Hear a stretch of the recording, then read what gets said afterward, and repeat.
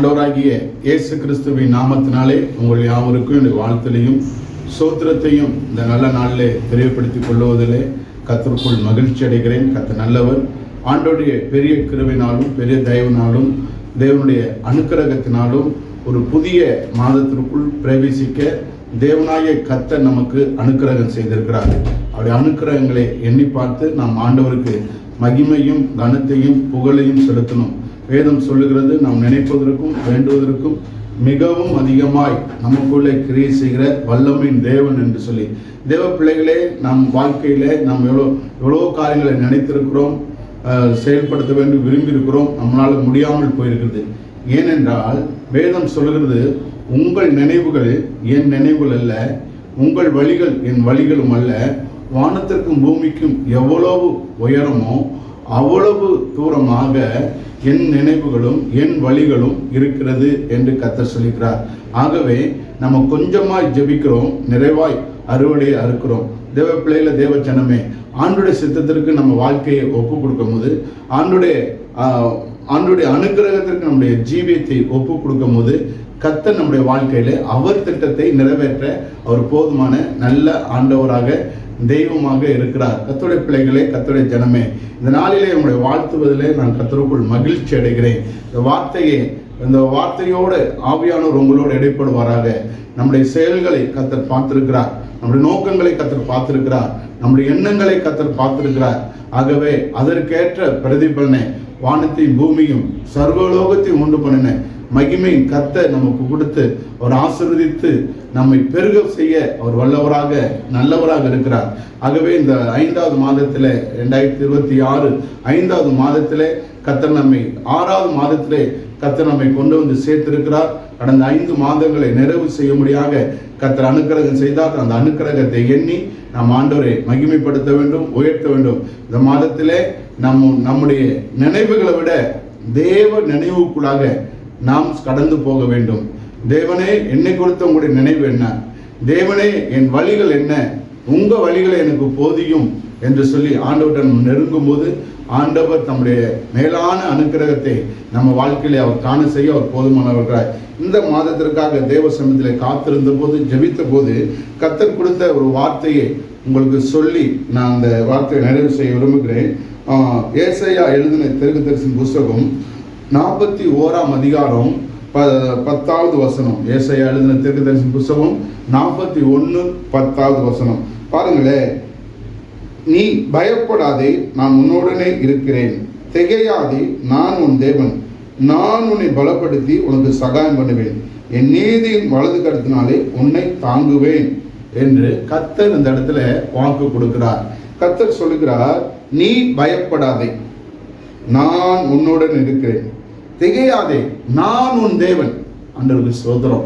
ஆண்டவர் கொடுக்கிற ஒரு வார்த்தை என்னன்னா, நான் உன் தேவன் என்று சொல்லி இந்த மாதத்திலே கர்த்தர் நமக்கு கொடுக்கிறார்.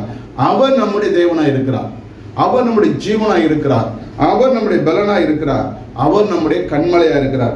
அவ்வளோ பெரிய தெய்வம் நம்மை பார்த்து சொல்லுகிறார், நீ பயப்படாதே, நான் உன்னுடனே இருக்கிறேன் என்று சொல்லி கர்த்தர் கொடுக்கிறார்.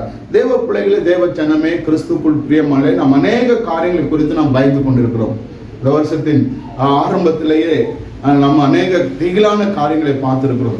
அன்று சோதரம் யுத்தங்களை கேள்விப்பட்டிருக்கிறோம், ஈரான் யுத்தங்களை கேள்விப்பட்டு பயந்திருக்கிறோம். எங்கேயோ ஒரு யுத்தம் நடந்ததுனால நம்முடைய தேசத்துல பஞ்சம் வந்துடுமோ என்கிற ஒரு பயம் நம்முடைய வாழ்க்கையில் இருந்தது. அவர் பற்றாக்குறைகள் போய்விடுமோ, பஞ்சத்துக்குள் நுழைந்துடுமோ, நம்முடைய வாழ்க்கை என்ன ஆகும், நம்முடைய ஊழியம் என்ன ஆகும்னா பல விதத்தில் உங்களுக்கு ஒரு கேள்வி இருதயத்தில் இருக்கும். கர்த்தர் சொல்லுகிறார், நீ பயப்படாதே, திகையாதே, நான் உன் தேவன். என் நீதியின் வலது கரத்தினாலே உன்னை தாங்குவேன் என்று கர்த்தர் கொடுக்கிறார். தேவ பிள்ளைகளே, தேவ ஜனமே, கிறிஸ்துக்குள் பிரியமானவர்களே, கர்த்தர் நமக்கு கொடுக்கிற வார்த்தை, நீ பயப்படாதே, திகையாதே. அவர் தேவன்.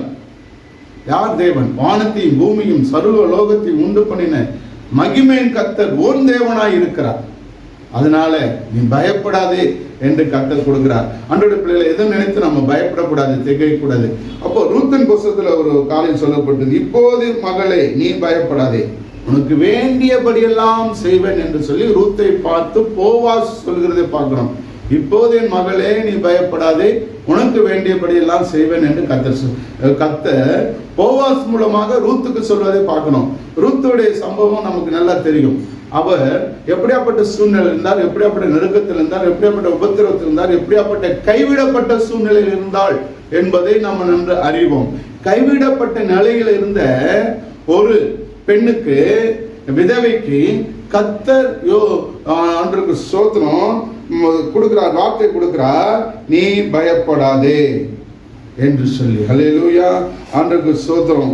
அந்த தேவ பிள்ளைகளே, தேவ ஜனமே, கிறிஸ்துவுக்குள் பிரியமானவர்களே, இந்த நாளிலே கர்த்தர் நம்மை பார்த்து, உங்களை போவாஸ் மூலமாக ரூத்தை பார்த்து பயப்படாதே என்று சொன்னவர் நம்மை பார்த்து கர்த்தர் சொல்லுகிறார், பயப்படாதே, உனக்கு வேண்டியபடி எல்லாம் செய்வேன் என்று கர்த்தர் சொல்கிறார். உனக்கு வேண்டியது என்ன?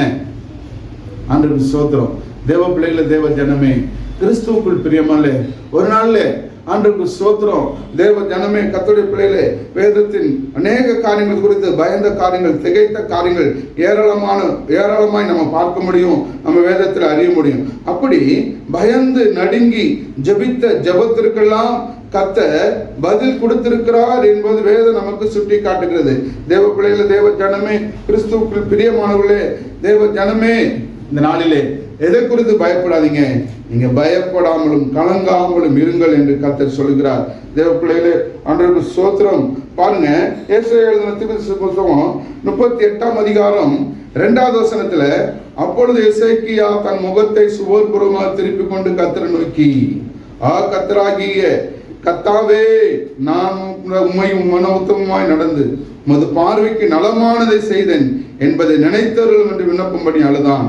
அப்பொழுது ஏசாயாவுக்கு உண்டான கர்த்தருடைய வார்த்தை, அன்றைக்கு ஸ்தோத்திரம், பயந்தவனாக திகைத்தவனாக உன் வீட்டு காரியத்தை ஒழுங்குபடுத்து, நீ பிழைக்க மாட்டாய் என்று சொல்லி கர்த்தருடைய வார்த்தை வருகிறது.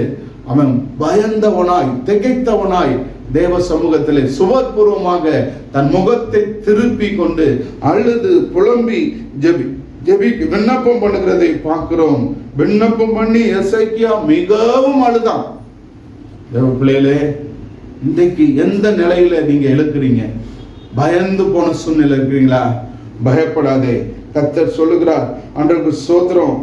அடுத்த வசனம், எசேக்கியாவை நோக்கி, உன் தகப்பனாகிய தாவீதின் தேவனாய் இருக்கிற கர்த்தர் சொல்லுகிறது என்னவென்றால், உன் விண்ணப்பத்தை கேட்டேன், உன் கண்ணீரை கண்டேன், இதோ நாட்களோடு 15 வருஷத்தை கூட்டுவேன் என்றார். அன்றைக்கு ஸ்தோத்திரம். நம்முடைய ஆண்டவர் எதை காண்கிற தேவன் தெரியுமா? கண்ணீரை காண்கிறவர், விண்ணப்பத்தை கேட்கிறவர். கண்ணீரை கண்டேன், விண்ணப்பத்தை கேட்டேன் என்று சொல்லி பயந்து போய் ஜெபித்த மனிதனுக்கு கர்த்தர் பதில் கொடுக்கிறதை பார்க்கிறோம். இது போல நீங்க அநேக காரியங்களை பயந்து நடுங்கி ஜெபம் செய்திருக்கலாம்.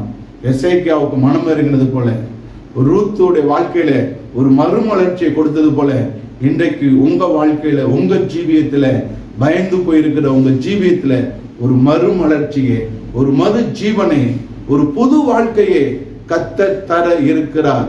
ஆண்டவருடைய நாமம் மையப்படுவதாக. இந்த 2 பேருடைய வாழ்க்கையிலிருந்து சிறிய சம்பவத்தை மாத்திரம் நம்ம இன்றைக்கு கற்றுக்கொண்டோம். தேவ பிள்ளைகளே, தேவ ஜனமே, கிறிஸ்துவுக்குள் பிரியமானவர்களே, இந்த நாளிலே நான் ஆண்டவர் நம்மை பார்த்து சொல்லுகிற ஒரு காரியம் என்றால், நீ பயப்படாதே, நான் உன் கூட இருக்கிறேன். திகையாதே, நான் உன் தேவன், நான் உன்னை பலப்படுத்துகிறவர்.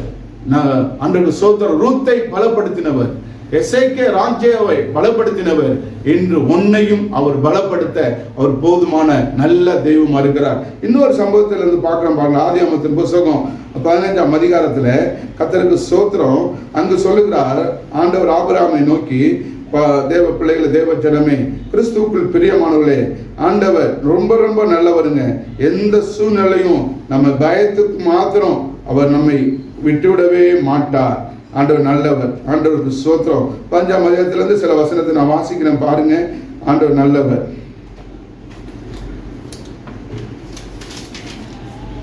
இந்த 15ஆம் அதிகாரம் 1வது, இந்த காரியம் நடந்த பின்பு கர்த்தருடைய வார்த்தை ஆபிரகாமுக்கு தரிசனத்தில் உண்டாகி, அவர், ஆபிரகாமே, நீ பயப்படாதே, நீ பயப்படாதே, நான் உனக்கு கேடகமும் உனக்கு மகா பெரிய பலனுமா இருக்கிறேன் என்றார். ஒரு ஆமேன்.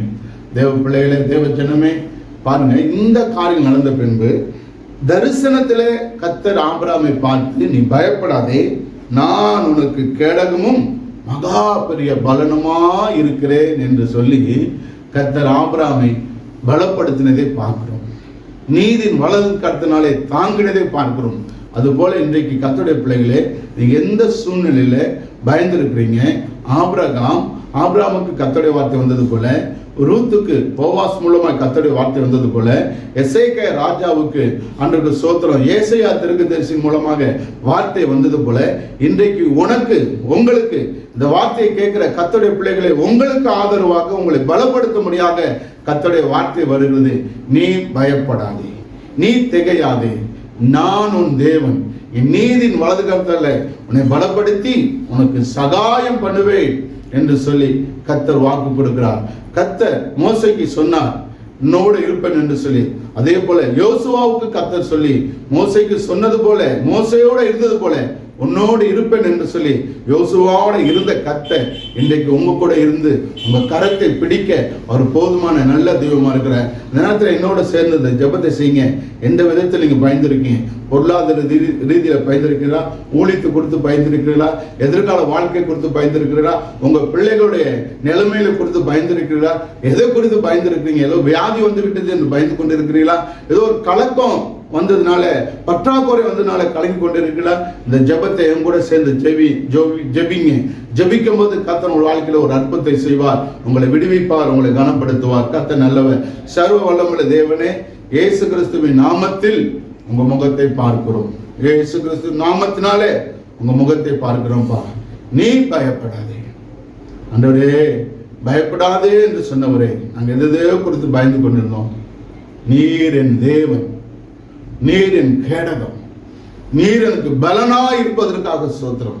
கலக்கத்தோட, பயத்தோட, எதிர்கால கேள்வியோட, ரூத்தை போல அங்கலாய்த்து கொண்டிருந்த ஒரு பெண்ணுக்கு அப்பா போவாஸ் மூலமா கர்த்தருடைய வார்த்தை வந்து பயப்படாது என்று சொல்லி அவருக்கு ஒரு பெரிய வாழ்க்கையின் வாசலை திறந்து கொடுத்த ஆண்டவர் இன்றைக்கு அடைக்கப்பட்ட வாசல்கள் இயேசுவின் நாமத்தில் திறக்கப்படுவதாக, பலவீனங்கள் மாறுவதாக, வியாதிகள் மாறுவதாக, பற்றாக்குறை விலகுவதாக, தடைகள் உடைக்கப்படுவதாக. பிள்ளைகளுடைய வலது கரத்தை பிடித்து நடத்துங்க, ஆதரிங்க. இயேசுவின் நாமத்தில் பிதாவே, ஆமென், ஆமென். God bless you. கர்த்தர் உங்களை ஆசீர்வதிப்பாராக. தேவ சமாதானம் உங்களுடன் இந்த 6வது மாதம் முழுவதும் உங்களை நடத்துவாராக. ஆமென்.